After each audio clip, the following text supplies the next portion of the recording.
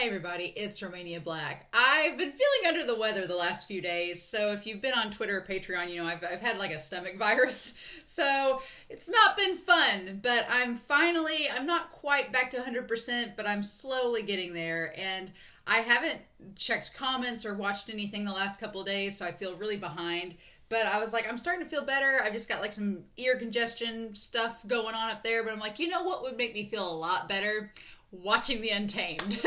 So here we are. So I am feeling a little bit better, enough that I'm like, I want to watch the Untamed. I want to watch 2 episodes of it because the last 2 episodes were a lot of fun. They were really good. I really loved them. The idea of the Jishin and Yao chemistry and dynamic, the fact that we're getting back to Gusu. It's funny because I've rewatched some episodes of the Donghua, but with my scheduling and everything, I haven't really had time to go back and rewatch a lot of it.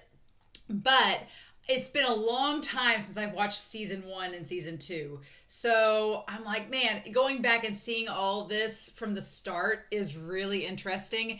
And now that I'm reading the novel and listening to the audio drama, it's going back to that as well. So that's really cool. But I'm pretty excited. Like I said in the last reaction, I'm curious to see what they change from the Donghua and from the novel, because obviously this is a different adaptation. So I'm curious to see what all they're going to change. The fact that the Wen siblings are here, I'm all for it.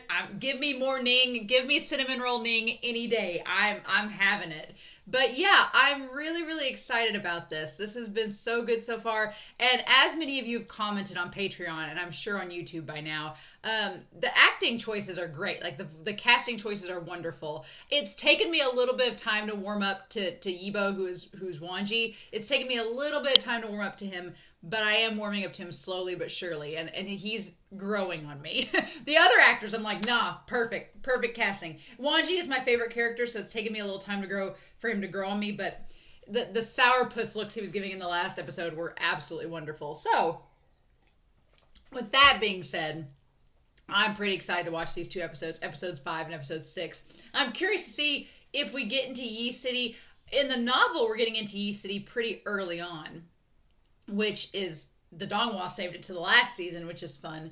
But I'm curious to see what this show does with everything. But we're setting up all these character dynamics. We're setting up HuaiSang and Yao, and we're setting up lots of little tiny things throughout. So I'm curious to see how all that pans out. But yeah, I've got my paper to take notes. I'm set to go, and I will just see what happens, won't we? So yeah, let's do this. I'm skipping the intro because I like the intro, but we want to get down to the nitty gritty. So with that being said, we're going to start episode 5 of the Untamed here in 3, 2, 1, and let's go.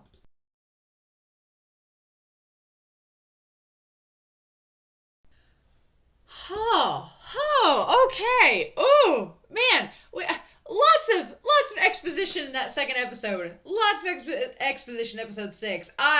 So interesting. A lot of this second episode 6, seemed like it's Untamed only. So I'll be curious when we get into the novel how much of this is actually translated into it, or how much of it is just for this adaptation, just because they have to do certain things certain ways. I'm very, very curious about that. Very, very curious indeed. But man, so this set of episodes setting a lot of things up, you know?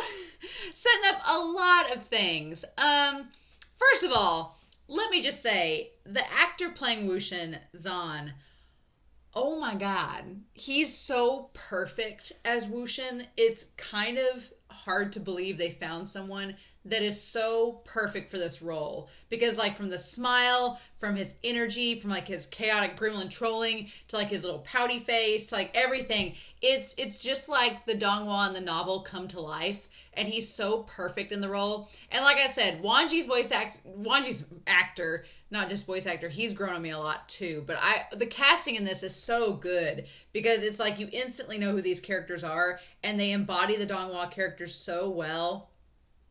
It's wonderful. I like that the Wen siblings are here. I like that we get the parallels between WuXian and Yanli, and then Cheng and Ning. I like that we got those parallels established in this episode, and that the sister sees WuXian and Yanli and is like, I know exactly what that is. I get it. I really like that. There's a couple of little setups in this episode, in episode 5, that I was like, we're setting up. There's a lot of setup in both these episodes, but that line from WuXian when him and HuaiSang and Cheng are sitting there on the rock cliff, like after everything that goes on. And for the record, I love the antics between HuaiSang, Cheng, and WuXian. They're so good. They're so good. Like the three bros just hanging out, having a good time. But that line that WuXian says, like, am I the type to be a traitor? And Cheng and HuaiSang are like, nah. So it's like a nice little foreshadowing of the conflict that's going to happen later on with WuXian's character. It's a nice conflict. Sushi! We get Sushi in this episode. In episode 5, I'm glad we've got introduced to Sushi. His actor looks pretty much the part for him. I'm pretty excited about that. Also, Jishin just continuing to be the biggest Wangji shipper imaginable. Like, every time Wangji, like, has a subtle glance or whatever, Jishin's like, you're thinking of WuXian, right? It's just so on the nose. It's like, really? Really, dude? Like, Jishin just being the big brother and being the biggest shipper. I love it. Speaking of ships, Cheng and Ching? The Wind Sister and Cheng? What? I felt bad all throughout the Donghua and then Modazushi Q because they established that Cheng has really high standards and that he's always alone. And I felt bad for Cheng like the whole time. I've always taken Cheng to have kind of like an asexual vibe in Modazushi in the Donghua. I've always taken it as Cheng just has this kind of like asexual vibe to him where he's just not really interested in anybody in that manner. But man, from the get-go, him and the Wind Sister, he's like googly-eyed, hard eyes all about her. And I'm like, oh, okay, show. We're establishing this. That's going to add another layer of pain to Cheng's character because she's going to die and then it's going to be really heartbreaking. I'm like, why, show? You're not only making it heartbreaking for her and Ning, but you're going to make it heartbreaking even more for Cheng. Like, he's not only going to lose his parents and his sister and his brother, he's going to lose his lady too? Show. Just going to dish on Cheng. I feel so bad. I'll be honest with y'all. Of all the scenarios in Modazushi, the water ghoul incident is probably my least favorite out of all of them. It's not that it's boring. It just kind of seems... they're trying to make it have a bigger connection in this, which I appreciate. And I get that back in the Donghua, it was introducing Sushi. It was setting things up for the turtle cave later. But I never was a big fan of the water ghoul storyline. Other than the loquats getting added at the end. That was a nice little thing, but I was never a big fan of it in the Donghua, and so I'm glad in this series they limited it to one episode. I thought it was gonna be like a 2 or 3 episode scenario, and they're like, nah, we're just gonna do one and done, have it over with, and we'll just go from there. So I'm glad that they ended up doing that, because I was like, I don't know, I wasn't really feeling it. But yeah, the whole thing with Ning, so very curious in this series, they established that Ning has a very weak constitution, kind of like Yanli. They established he has a weak constitution, and whatever his issue is, his sister can't heal it. So I always felt like in the Donghua, it wasn't that Ning was weak. It was that Ning was like just a kind and considerate soul, and he was just so compassionate and kind that others took advantage of him and they didn't fight back. That's always how I took Ning in the Donghua, but in this, they seem like it's an actual affliction. Like there's something with his health wrong with him, and his sister just can't help it. So I'm curious. And they established that he's easily possessed, which kind of makes sense later on when WuXian brings him back. But that's interesting. And establishing all these relationships early on, I find that interesting too. They're establishing the relationships not only between Cheng and Ching, but between Ning, HuaiSang, WuXian, Wangji, like all these relationships getting established early on is pretty interesting. But yeah, it's all so curious. But I'm glad that the water ghoul episode was kind of wrapped up fairly quickly. And then we get to episode 6, which is like, it seems like a lot in episode 6 is Untamed only. A lot of it, which I'm okay with. I was just like, wait, what? So, first of all, let me say in episode 6, the antics between HuaiSang, WuXian, and Cheng, the drunk frat boy antics. I am here for it. I love it. I absolutely love it. Like I'd watch a whole show. Those first 10 minutes of them just getting drunk and talking and getting Wangji involved. Like I'd watch a whole series of just that. Like that was just, that dynamic is so wonderful. And I love that they get like the HuaiSang's got the peanuts. They get on it.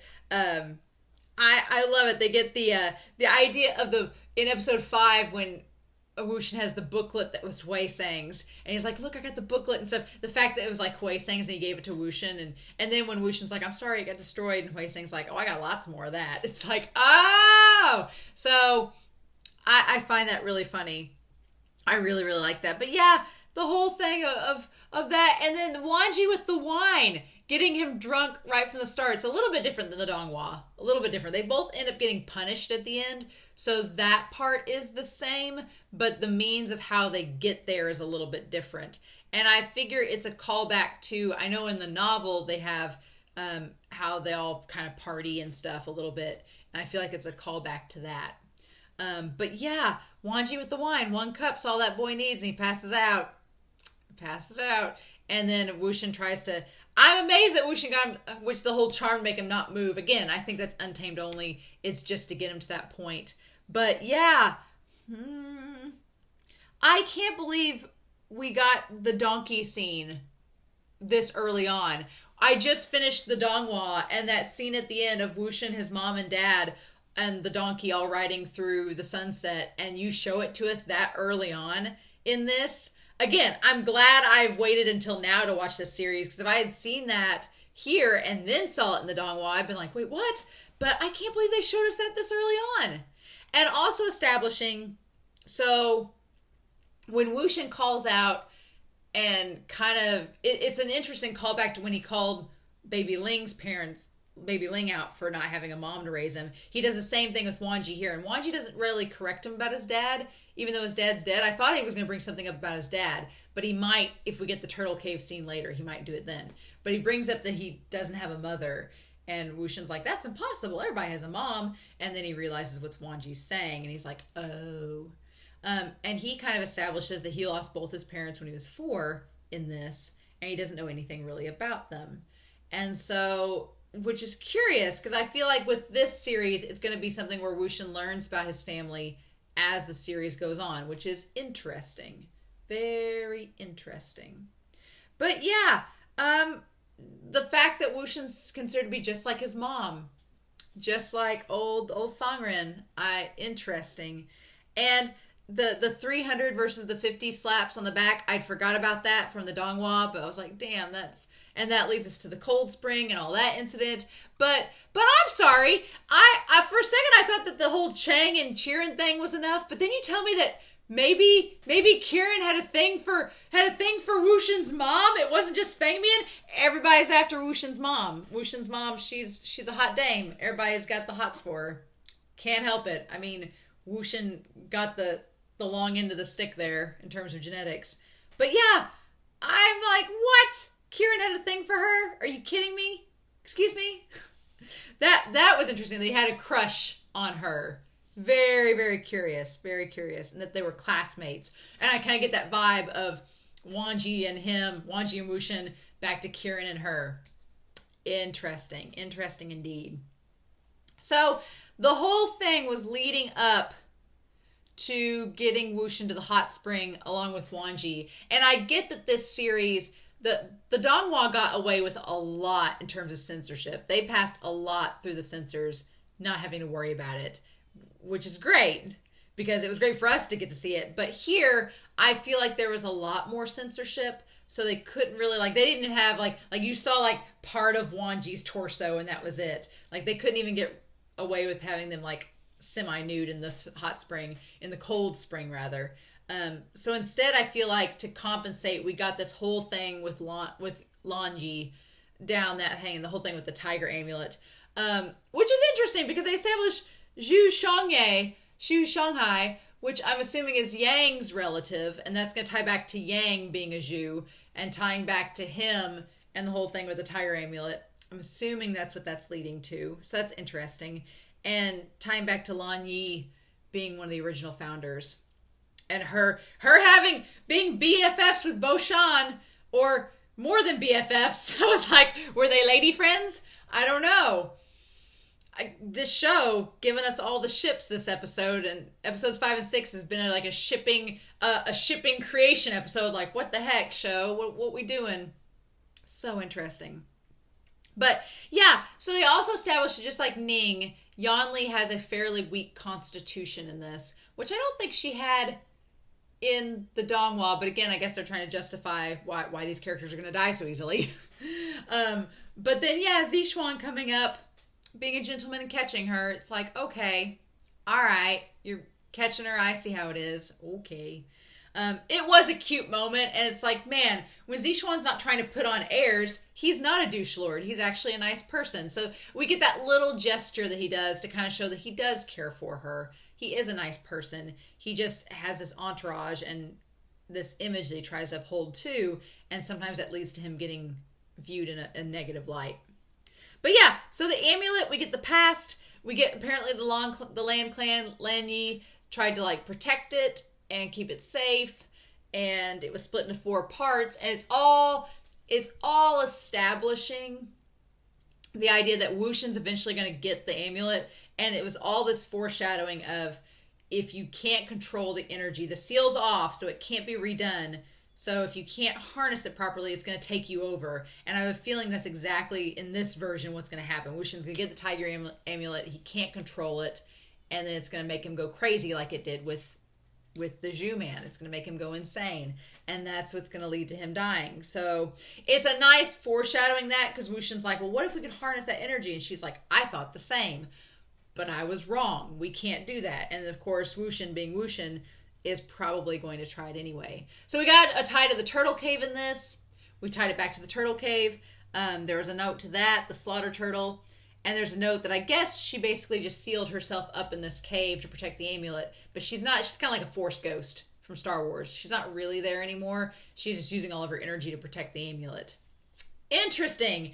I wasn't sure how I felt about the whole Donghua only, the whole Untamed only plot elements added in this. I like the shipping stuff. That's great. I'm not sure how I feel about the amulet and Lan Yi being presented, but I love her design, and I love the background we're getting with Beauchamp and the BFFs angle. I'm glad we're getting that.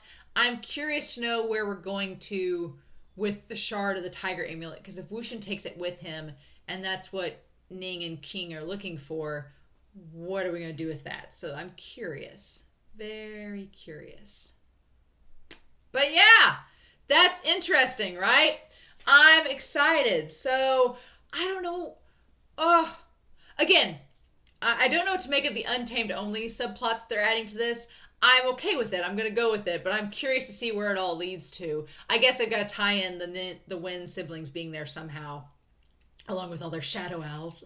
But I love the character interactions in this. Probably my favorite part about the Untamed so far, and I know we're only 6 episodes in, but my favorite part so far has been that we get a lot more time to explore this world with these characters. Like, we get the scenes of HuaiSang, WuXian, and Cheng hanging out together. We get the scenes of Yanli with her brothers. We get the scenes of the Wen siblings. We get to establish that WuXian is developing this relationship with the Wen siblings. So that's probably the only thing with the Donghua that I will say I felt was a little bit rushed, and it totally makes sense because they only had so many episodes. But I felt like Ning and WuXian instantly were BFFs, like from the start. Like, he helped him with the archery thing, and then Ning helped him when the Lotus Pier burnt down, and that was like an instant connection that they had, and it was fine. It felt natural, but in the back of my head the whole time watching, I was like, this feels like it just happened,